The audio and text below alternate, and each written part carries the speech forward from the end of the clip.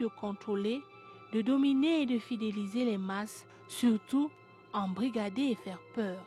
Quatrième péché, l'exploitation et le profit.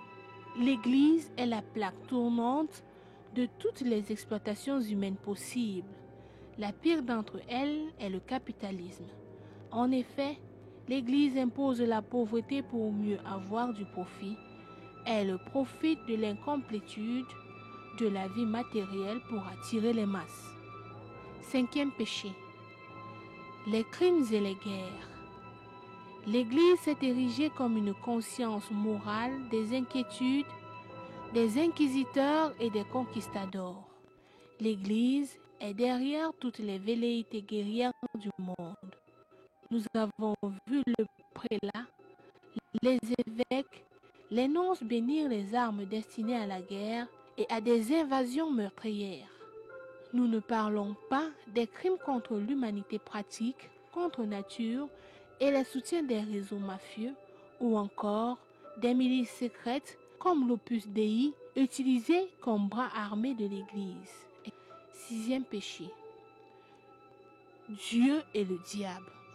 L'Église a créé son propre Dieu et son opposé qui est le diable. Elle prétend servir Dieu et pourtant pratique le culte de Satan. Observer les cultes religieux et sataniques, ce n'est que l'envers du décor pour l'un et pour l'autre. Pour les dieux cultes, c'est la même croix qu'ils utilisent. La croix du Christ est l'envers de la croix satanique. Et inversement, les sacrements sont d'ailleurs les mêmes. Les rituels sont semblables aux rites païens, donc pour l'Église, il n'y a pas de différence entre Dieu et le diable, puisqu'elle sert les deux. La vérité, si je mens, lisez le livre satanique écrit par le pape Léon intitulé Archidion du pape Léon et vous comprendrez tout. Septième péché, économie et politique. L'Église est capitaliste, elle prétend pourtant se passer des biens de la terre, c'est du moins ce qu'elle enseigne aux pauvres, alors elle amasse des fortunes colossales. Tenez par exemple Immobiliare. C'est la toute-puissante société immobilière du Vatican, la plus riche au monde, sans compter des masses d'argent ramassées dans des consortiums, la concentration des capitaux dans les banques, dont l'origine des fonds pour la plupart sont issus du commerce des Noirs. Par ailleurs, l'Église prétend ne s'occuper que des affaires du ciel. Pourtant, elle pèse dans les jeux politiques des différends qui sont dans sa zone d'influence. Et montrez-nous dans quel pays africain l'Église ne s'est-elle pas infiltrée dans les céréales du pouvoir? Aucun. Car l'État et l'Église ne font qu'un. Africaines, Africains, voici l'Église, voici le vrai visage de l'Église que vous servez, l'Église qui vous humilie et qui vous tient. En vérité, l'Église est sans conscience et sans morale. C'est un système qui vous chosifie, vous soumet, vous contrôle et vous écrase. C'est un monde de cœur sans cœur, un monde d'esprit sans esprit. Elle est l'opium du peuple. Lumbombo Benoît Bitton en conférence samedi 4 février 2017 à l'hôtel Loat. Quelqu'un s'amuse à vous lancer des flèches et ça vous attrape. Ce sont des poisons qui ne peuvent vous attraper si vous avez une musique dans une partie de votre corps. L'année 2017 débute sur les chapeaux de roue avec une vitesse grand V. Allez-vous tenir la cadence? Rien n'est moins sûr. Les conférences du Mbombok sont la marque de fabrique de toute prévision du futur et de tout contrôle de l'ordre des influences sataniques. Le Mbombok Benoît Bitton en conférence le samedi 4 février 2017 à l'hôtel Loat de 18 à 20h. Sur le thème protection mystique. Le Mbombok Benoît Bitton en conférence, c'est un rendez-vous de connaissances à ne pas rater. La protection mystique, formule sacrée de protection, technique de combat à distance, toutes ces clés vous seront révélées. Le Mbombok Benoît Bitton en conférence le samedi 4 février 2017 à l'hôtel Loat de 18 à 20h. Sur le thème protection mystique, contact et réservation 00237 677 71 61 36 6 97 06 20 91. Si tu rates ça, tu le regretteras. La grâce propre de l'Église est d'évangéliser. Bien évidemment, l'Église ne peut qu'évangéliser. Ça veut dire que faire part de l'Évangile, ce qu'ils appellent l'Évangile au cœur de nos sociétés, au cœur de nos vies. Mais l'évangélisation, soit-il, alors, elle est donc l'envers du décor de la réalité, donc du développement. Donc, l'évangélisation permet simplement à appauvrir.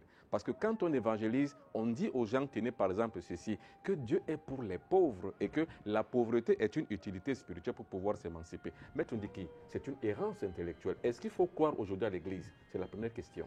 Non, Bombok, il faut bien le dire. Il ne faut pas croire à l'Église. Pourquoi?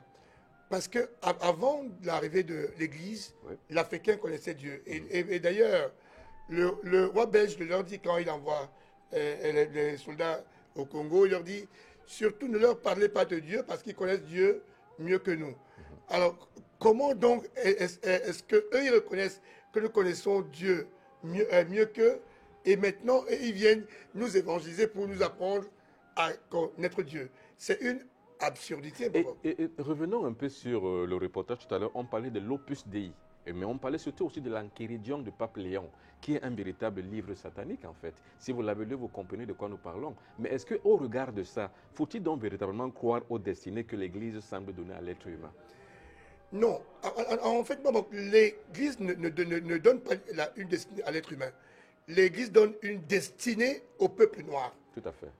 Parce que là, il s'agit, même quand vous suivez les évangiles qui sont faits, l'interprétation des évangiles, en Occident et ici, en réalité, ce n'est pas la même chose. Ce sont les mêmes textes, mais l'interprétation, tu as tendance à croire que tu es sous d'autres cieux lorsque tu suis un prêtre ou alors un évêque blanc qui parle en Occident. Par rapport aux évêques noirs ou aux évêques blancs et prêtres noirs ou blancs qui évangélisent chez nous. Oui. C'est-à-dire que chez nous sommes déjà condamnés à l'enfer, oui, et le blanc, lui, il est déjà au paradis. Oui, alors Marc Mathis Manga, voici ce que Montesquieu disait dans son 14e livre. Hein? Dans son 14e livre, voilà ce que Montesquieu disait, de l'esprit des lois. Voilà ce qu'il disait. Il disait que on ne peut pas se mettre dans l'esprit que Dieu, qui est un homme sage, un être sage, pouvait donc mettre une âme, aussi une âme bonne, dans le corps d'un tout noir, ou alors un corps tout noir. Alors, c'est une supercherie finalement, une fourberie comme vous le dites. Et que, justement même, cette oppression occidentale fasse croire à ce moment-là, nous sommes en 1635, que quoi? Que Dieu ne pouvait pas mettre une âme bonne dans un corps tout noir. Est-ce une réalité? Est-ce une fausseté? Ou alors n'est-ce pas là une autre fourberie pour pouvoir légitimer donc la domination sur le peuple noir? Bon, vous savez, pour mieux dominer un peuple, il faut le dominer sur le plan spirituel. C'est dans l'esprit qu'on domine. Je vais prendre un extrait du passage du roi des Belges. Votre action doit se porter essentiellement sur les jeunes afin qu'ils ne se révoltent pas. Et je suis en disant, évitez de développer l'esprit critique dans vos écoles. Apprenez aux élèves à croire et non à raisonner. Ça, c'est le roi Léopold II qui s'adresse aux missionnaires. Et ces missionnaires n'étaient autre chose que le commando militaire. Effectivement, parce que tout missionnaire devait d'abord subir une formation de soldats avant d'arriver en Afrique. Donc, c'est pour dire quoi? Tous ces Montesquieu, il n'est pas le seul. Lévi-Bruhl, Victor Hugo, Hegel, tous ces grands, c'était donc comme les empereurs de l'esprit. Il fallait codifier, il fallait écrire des choses qui devaient passer dans les écoles. Tout à fait. Parce qu'on devait dominer l'enfant tous les jours de sa vie. Et justement, aussi dans les années 50, hein, au Congo démocratique, qui s'appelait à l'époque, je crois, le Zaïre, justement, on apprenait aux enfants à l'école de répéter chaque fois qu'ils sont des enfants de Cham, qui sont les descendants de Cham, qui sont maudits, et que finalement, ils sont donc là, finalement, pour n'être que des esclaves. Et là, c'est inférieur de l'enfant à cet âge-là. En grandissant, il grandit donc avec le fantasme de son supérieur, qui est le blanc. Bon, je vais prendre une anecdote simple. Au XVIe siècle, on pensait que la terre était plate. Et les gens vivaient avec cette croyance que la terre est plate. Et ils savaient donc que le jour où ils vont s'aventurer sur les bords de la terre, ils vont tomber dans l'abîme. Parce que la terre est plate, donc ça veut dire qu'il y a un vide. Mais il a fallu que Galilée, à un moment donné, se révolte et dise que non, la terre n'est pas plate, elle est plutôt ronde. Et il a subi ce qu'il a subi parce qu'à ce moment-là, c'était l'Église catholique qui était tout puissante. Lorsque vous tentez une action qui allait contre les principes de l'Église, vous êtes taxé d'hérétique. Tout à fait. Et on devait vous connaît, pendre. justement, on connaît bien la chasse aux sorcières à ce moment-là. Alors, ce qu'il faut croire aujourd'hui, c'est que l'Église a déréglé tous les us et les coutumes, a déréglé l'ordre sociologique établi et les sociétés ancestrales africaines. Ce qui fait aujourd'hui qu'aujourd'hui, il y a un déréglage sociologique que les uns et les autres sont montés entre eux. Et finalement, il n'y a plus rien du tout qui nous lie à notre propre tradition, à notre propre culture. Finalement, c'est là une défaite qui a permis que la déchéance de la culture africaine aujourd'hui se sait. Les enfants ne savent plus qui ils sont parce qu'en fait, ils n'ont plus du tout cela. Mais quelle est l'origine donc finalement de cette déchéance? C'est ce qu'on reporte encore ici par Alice Ngoum sur la prière. Regardez la prière. Le plus grand défaut de l'Église, c'est qu'elle a cherché à couper les hommes de leur relation avec Dieu. Et elle y a réussi.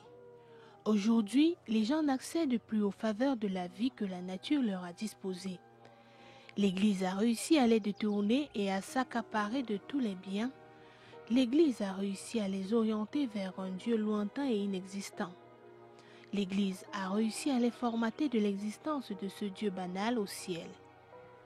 En effet, la fameuse prière Notre Père qui est aux cieux est une coquille vide sans fondement spirituel. Le Notre Père est l'illustration de la plus grosse escroquerie que le monde ait jamais connue. Cette prière place l'homme loin de ses aspirations spirituelles.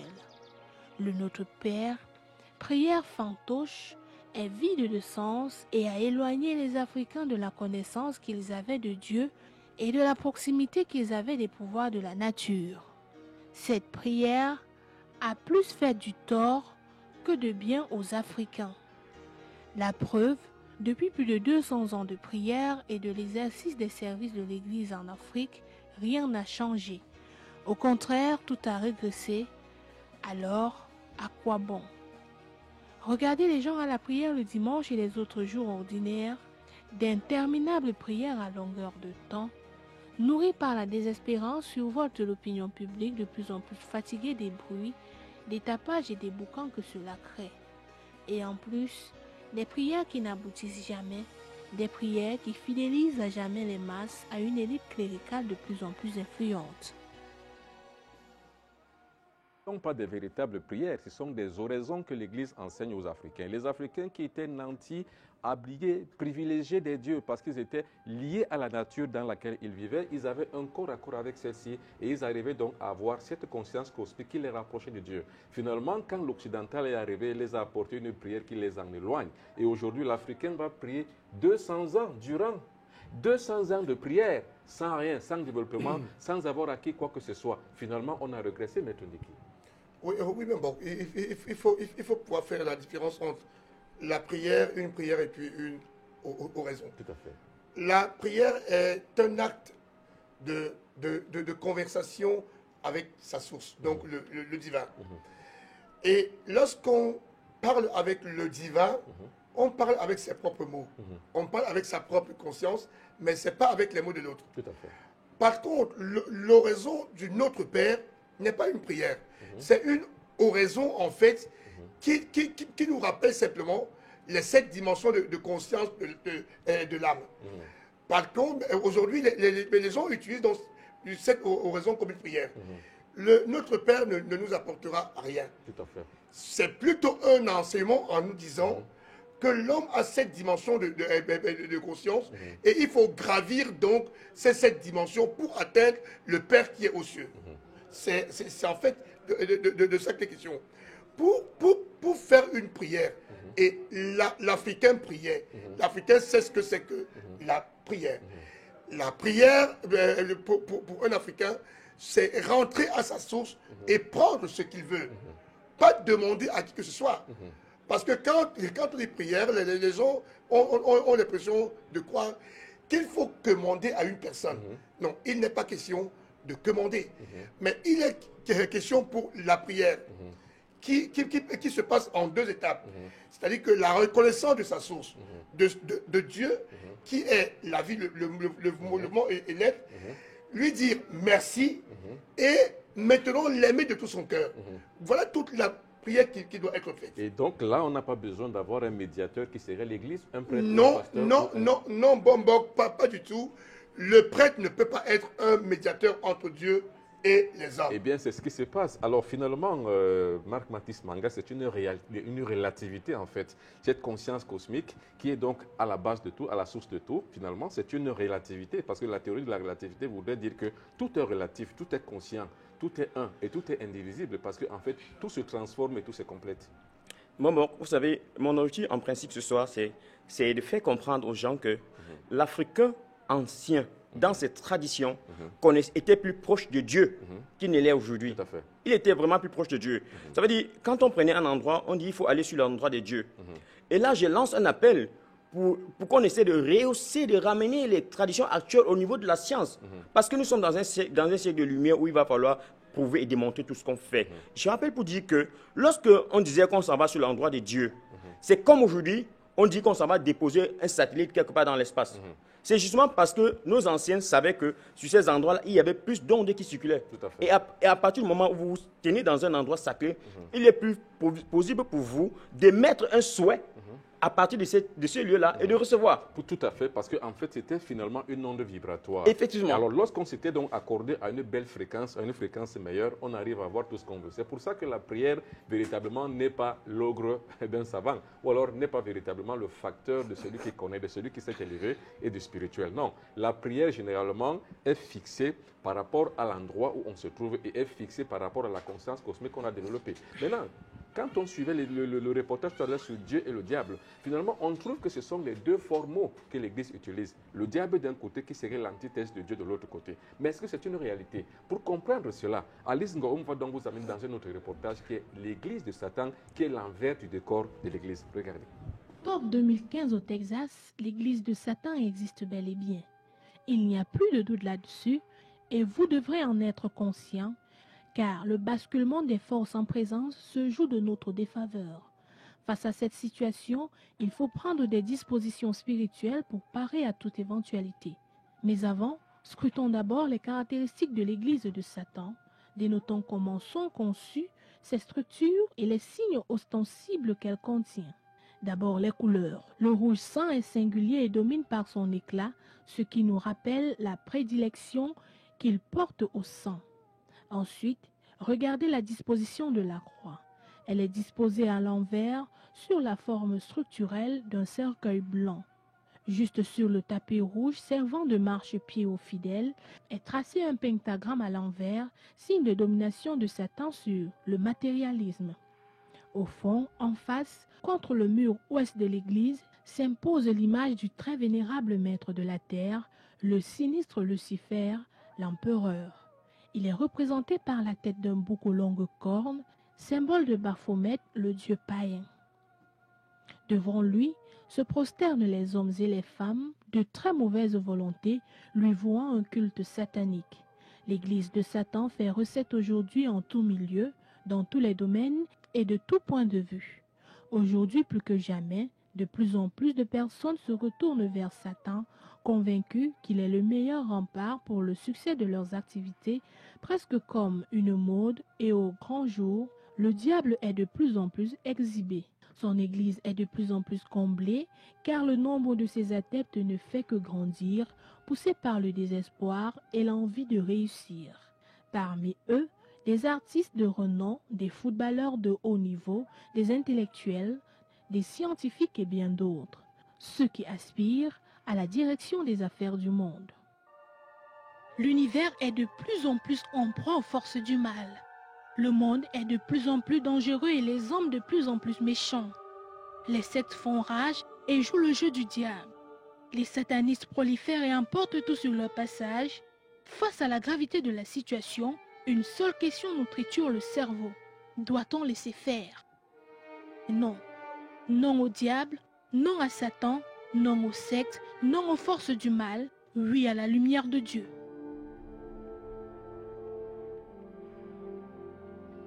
À cet effet, le Mbombo Benoît Bitton organise 3 nuits de combat à Kribi, le vendredi 10, samedi 11 et dimanche 12 février 2017. 3 nuits d'intenses activités spirituelles, de délivrance et de désenvoûtement. Les nuits du combat du Mbombo Benoît Bitton, c'est à la fois une formation spirituelle au combat contre les forces du mal et une croisade contre les sectes sataniques.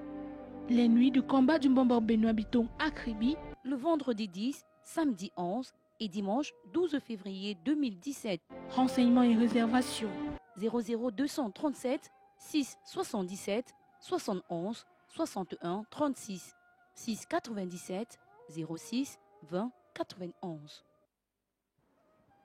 Et puis justement, quand nous rentrons donc maintenant dans la réalité, dans les faits concrets, dans les faits sociologiques, il faut que nous nous reprenions en main pour que nous comprenions les vestiges du passé et non seulement, mais aussi que nous les appliquions afin d'être conformes donc à la réalité de l'heure. Parce que pour prétendre à la mondialisation, il faut d'abord être conforme à son authenticité. Maître Ndiki. Oui, ce qui fait un problème aujourd'hui en Afrique, c'est que les Africains ont accepté, je veux dire, ont accepté d'utiliser tout ce qu'on a mis dans leur tête. En fait, leur fait croire qu'ils ne savent rien, qu'ils n'ont pas de... En fait, que toutes leurs traditions sont mauvaises. On ne peut pas évoluer dans la tradition de l'autre si on ne maîtrise pas sa propre tradition. La preuve, les Juifs restent Juifs. Les Arabes restent Arabes. Les Occidentaux, qui sont-ils en réalité? Entre parenthèses, je veux dire, ils ont récupéré un personnage qui n'était pas un occidental. Justement. Ils ont récupéré un personnage parce que les Juifs ne l'ont pas connu. Tout à fait. Et ils l'ont donc récupéré pour venir le vendre en Afrique. Tout à fait. Parce que quand ils se comportent eux-mêmes, quand on prend le véritable christianisme, l'enseignement du Christ, est-ce que le Christ demande de venir bombarder des êtres humains? Non, pas du tout. Est-ce que le Christ demande de séparer les êtres humains? Non. Aucun enseignement du Christ n'est conforme aux agissements des Occidentaux. Comme ce n'est pas leur personnage, c'est un personnage de récupération, ils doivent donc le laisser en Afrique. Chez eux, ils ne croient pas en ce Jésus. Parce qu'en fait, Marc Mathis Manga, les églises sont vides en Occident. Hein. Les églises sont tellement vides. Ce n'est qu'ici qu'on trouve les églises qui sont pleines tous les dimanches, pleines à craquer. Mais pourquoi donc, si on se pose la question, un bon universitaire que vous êtes, comment donc finaliser, comprendre que là-bas, même chez eux, les églises sont vides, mais ici, elles sont pleines? Bon, la réponse, elle est évidente, elle est simple. Tout simplement parce que les Occidentaux se sont rendus compte que l'Église ne servait pas la société. Tout au contraire. Parce que je vous rappelle que lorsque on rentre dans ce qu'on appelle l'Europe du Moyen-Âge, c'est-à-dire qu'à partir du Xe siècle, l'Europe se trouve dans un obscurantisme total. Et pendant cette même période, l'Afrique est développée, avec l'Afrique des grands siècles. Comme on va parler aujourd'hui de Walata, Djéné, Tombouctou, ce sont des grands empires qui ont émergé en Afrique. Pendant cette période, nous assistons en Europe à la toute-puissance de l'Église. Et contrairement, l'Europe est dans une période de noirceur. Il faut attendre la période de la Renaissance pour remettre en question cela, pour dire, mais où est-ce que nous sommes en train d'aller? On va donc commencer à diminuer les pouvoirs du pape et des évêques, et il va donc naître la période de la science. C'est donc avec la science que l'Europe va se développer. Pour venir pour le cas de l'Afrique, je vous dis, bon, si vous êtes un chimiste, et que vous vous attelez à faire votre chimie, vous allez découvrir les merveilles de la chimie. Si vous êtes un physicien, vous vous attelez à faire votre physique, vous allez découvrir les merveilles de la physique. Si vous êtes un lecteur de la Bible, vous vous attelez à lire la Bible tous les jours, vous allez créer beaucoup d'églises. Et c'est ce qui se passe en Afrique aujourd'hui. Parce que passe le temps à lire la Bible, et la conséquence, c'est que beaucoup d'églises jaillissent. C'est ça, c'est le fruit de la création. Alors aujourd'hui, donc, cette division influe aussi sur la conscience des Africains, aussi sur la société africaine, sur la société africaine. Il y a aussi des divisions, autant de divisions dans les familles qu'autant d'églises qui existent. Finalement, donc, je vais demander à la régie de bien vouloir nous faire montrer les images du lieu sacré qu'on appelle la grotte sacrée. Alors ces images donc sont parleurs. En 1959, Maître Ndiki, le 5 avril 1959, un Africain, un enfant de terroir, finalement, qui fait mettre une croix sur la grotte sacrée. C'est une profanation, c'est une spoliation du lieu sacré. Alors, comment comprendre que, finalement, c'est un Africain lui-même, un enfant de pays, Monseigneur Thomas Mongoké était le premier évêque noir après la mort de Monseigneur Bono, qui est devenu donc l'emblème même du colonialisme sur la grotte sacrée. Et c'est donc lui, après l'avoir imposé sur la grotte sacrée, qui a demandé la reconnaissance à Rome. Alors comment comprendre que ce soit un Africain lui-même qui spolie son propre lieu de culte? Oui, en fait, bon, ce qu'il faut comprendre, c'est que le système colonial était fait de telle façon qu'après le départ des Blancs, il fallait que les Noirs continuent leur œuvre. C'est-à-dire que les Noirs ont la peau noire, mais ont la conscience blanche. C'est-à-dire peau noire, mais masque blanc, comme disait... Voilà. L'homme, c'est sa conscience en réalité. Et c'est pourquoi nous disons que l'Église a pour rôle d'emprisonner les consciences. Par contre, nous, en Afrique, nous avons ce qu'on appelle la science initiatique. La science initiatique africaine a donc pour rôle de réveiller, d'éveiller la conscience de l'âme. Lorsqu'un Africain le fait, moi je ne le condamne pas particulièrement. Je dis juste que c'est un Africain qui n'avait pas conscience de ce qu'il faisait. Parce que c'est une aliénation totale. Parce qu'en fait, voilà ce que Monseigneur Thomas Mongo dit. Il dit, notre état d'être conscient et actif à l'Église fait retrouver donc notre propre authenticité en tant qu'Africain. Est-ce que c'est une réalité, Marc Mathis Manga, ou bien c'est une vérité? C'est une errance intellectuelle ou alors c'est une fausseté banale, finalement, avec les yeux de l'esprit de l'époque? Heureusement, vous faites bien de mentionner cela. Et aujourd'hui, il est plus facile pour moi de dire que c'est une fausseté. Mais parfois, s'il faut rentrer dans le contexte de Thomas Mongo, qu'on vienne de quelque part lui dire, oh mon ami, voilà, ce que vous faites là n'est pas bien, tout. C'est normal qu'il le comprenne et qu'il le traite la chose de la sorte. Je profite pour rappeler que quand ces blancs-là arrivaient, quand ils entraient dans des endroits comme des grottes ou ils trouvaient des statuettes généralement, tous les objets qui appartiennent à la culture authentique africaine, ils les enlevaient. Ils les enlevaient pour aller bourrer le musée. Aujourd'hui, quand vous allez au musée du Louvre, au musée du Quai d'Orsay, vous allez trouver tous ces objets de la culture africaine. Et la question, c'est maintenant de savoir, et si c'était aussi mauvais que ça, pourquoi donc les enlever et aller les mettre chez vous? Donc c'est une fourberie. Ils ont le blanc à travers la Bible, ils ont passé des années et des années à nous tromper. Et aujourd'hui donc, Dieu merci, nous sommes conscients de cela. Si ceux qui nous regardent, les jeunes, pensent que c'est avec la Bible que l'Afrique va se développer, Ils se trompent. ils se trompent. Ils vont attendre encore 1 million d'années. Oui, mais finalement, c'est quoi la prière en fait? Nous avons donc tenté donc à écorcher finalement la prière du type oraison pour pouvoir la ramener donc à la prière du type foi active. Parce qu'en fait, la foi, elle est soit passive quand on fait l'oraison, ou elle est active quand on participe. Corps, âme, science, physique, intimité, sentiment, par rapport à la conscience cosmique pour pouvoir arriver à une réalisation d'une faveur. Finalement, on regarde ici, c'est quoi la préparation à la prière, on regarde et on en parle après. Toute prière sérieuse est toujours précédée d'une bonne et excellente préparation, faute de quoi la prière n'a aucun sens. La préparation suppose une disposition de l'esprit à activer sa puissance lors du rituel de la prière proprement dite. Pour être un bon agent de la prière, il faut avoir la foi, mais aussi il faut être bien préparé, c'est-à-dire il faut être bien adobé par soi-même. Il faut des cultures spéciales et des cultures spirituelles spéciales pour pouvoir y arriver. Tout le monde ne peut pas être un bon priant, mais par contre tout le monde peut prier. Pour être donc un priant, il faut être spécifié, c'est-à-dire il faut avoir ce qu'on appelle la congrégation de notre propre bénédiction et la consécration intime personnelle pour pouvoir arriver à la révélation. Quand on arrive donc à ces 3 niveaux, on peut donc être un bon priant. Lors de cette étape extrêmement importante, le demandant se concentre sur l'objet de la prière tout en se gardant d'avoir tout comportement de nature à entraver la bonne circulation des énergies cosmiques. Il n'y a pas meilleure préparation dans la prière que la concentration. La concentration, c'est quoi? C'est l'alignement des 3 corps, le corps physique, le corps émotionnel et le corps mental. Les 3 doivent être rivés sur une seule ligne droite et ne penser qu'à une seule chose, à l'objet de la prière. Sans quoi?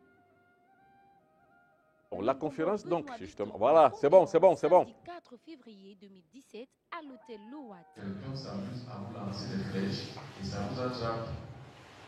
Ce sont des poisons qui peuvent ne plus vous attaquer si vous avez immunisé dans une partie de votre corps. L'année 2017 débute sur les chapeaux de roue avec une vitesse grand V. Allez-vous tenir la cadence? Rien n'est moins sûr. Les conférences du Mbombok sont la marque de fabrique de toute prévision du futur et de tout contrôle de l'ordre des influences sataniques. Le Mbombok Benoît Bitton en conférence le samedi 4 février 2017 à l'hôtel Loat de 18 à 20 heures. Sur le thème protection mystique. Le Mbombok Benoît Bitton en conférence, c'est un rendez-vous de connaissances à ne pas rater. La protection mystique, formule sacrée de protection, technique de combat à distance, toutes ces clés vous seront révélées.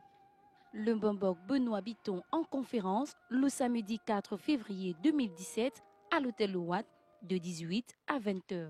Sur le thème protection mystique, contact et réservation 00237 677 71 61 36 697 06 20 91. Si tu rates ça, tu le regretteras. L'univers est de plus en plus en proie aux forces du mal. Le monde est de plus en plus dangereux et les hommes de plus en plus méchants. Les sectes font rage et jouent le jeu du diable. Les satanistes prolifèrent et emportent tout sur leur passage. Face à la gravité de la situation, une seule question nous triture le cerveau. Doit-on laisser faire? Non. Non au diable, non à Satan, non aux sectes, non aux forces du mal, oui à la lumière de Dieu.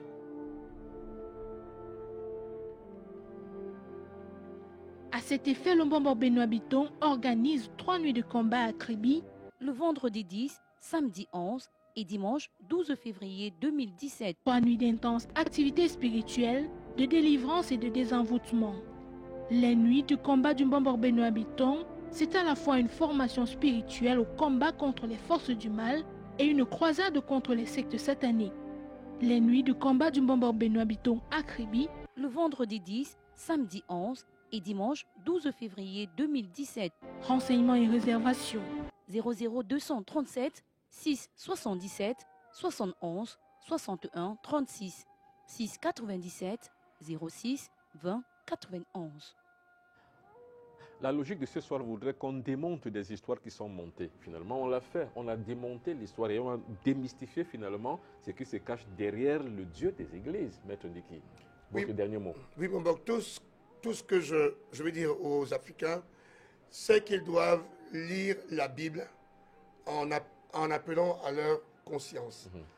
En ayant un peu je veux dire, qu'ils cherchent à éprouver la vérité.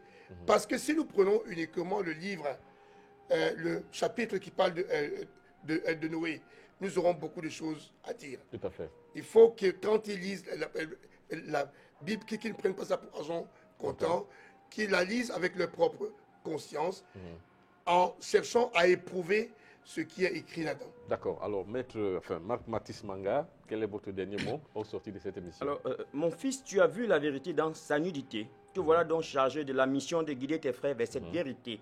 Tel est l'original du verset tronqué de la Bible. Et cet original a été découvert dans les archives de la Main Morte en 1947, après la Deuxième Guerre mondiale. Donc, à partir d'aujourd'hui, que tous ceux qui nous regardent sachent donc que il avait été plutôt donné aux Noirs de civiliser le monde entier. Et on l'a vu avec l'Égypte pharaonique.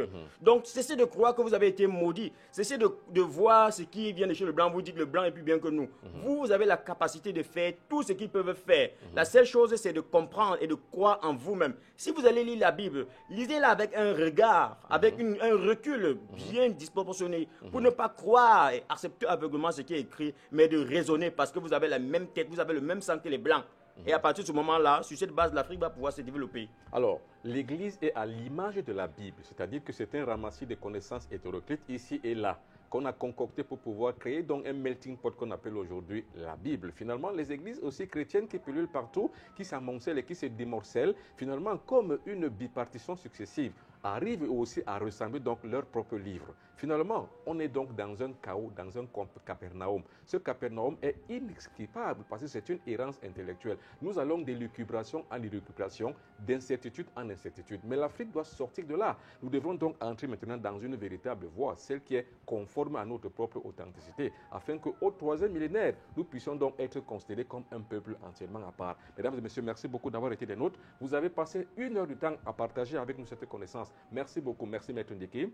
Merci, Maman. Merci beaucoup, Marc Mathis Manga. Merci à toute l'équipe de cette émission. Merci beaucoup à la direction générale aussi qui a bien voulu nous faire part de ceci, afin que nous puissions partager ce que nous pensons et le sentiment que nous avons sur l'Afrique de demain. Merci beaucoup. Asseyez-vous confortablement parce que sur Afrique Média, le meilleur est toujours à venir. Je m'appelle le Bombok Benoît Bitton. Je suis donc partant. Je reviens donc dimanche prochain, toujours avec le même plaisir et restez là, scotché. Bye bye, au revoir et à la prochaine.